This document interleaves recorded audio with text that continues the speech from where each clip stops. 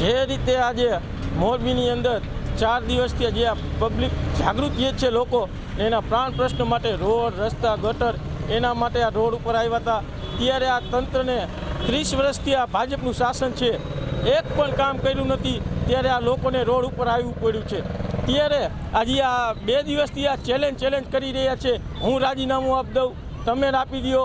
હું જીતું તો તમને 2 કરોડનું ઇનામ આપું, તમે જીતો તો। જે આ રીતની લોકોને ગેરમાર્ગે દોરવાની વાત જ્યારે થઈ રહી છે, ત્યારે સાચી હકીકતમાં તો આવી ચેલેન્જ હોવી જોઈએ કે 2 દિવસની અંદર હું આ ગટર તમને ઉભરાતી બંધ કરી દઈશ, કાયમીનું નિરાકરણ લાવી દઈશ। તો કોંગ્રેસ વતી હું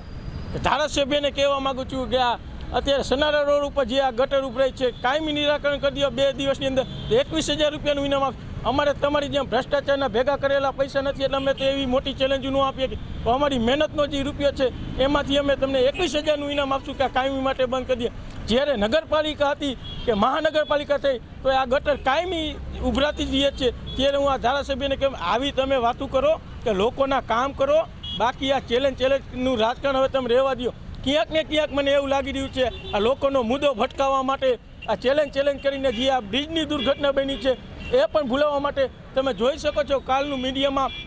આ ચેલેન્જનું રાજકારણ હાલી રહ્યું છે। પુલનું ના મોરબીના જે આ પ્રાણ પ્રશ્ન છે તે ભૂલાવવા માટે મને તો ક્યાંક ને ક્યાંક એવું લાગી રહ્યું છે કે આ રાજનીતિ થઈ રહી છે।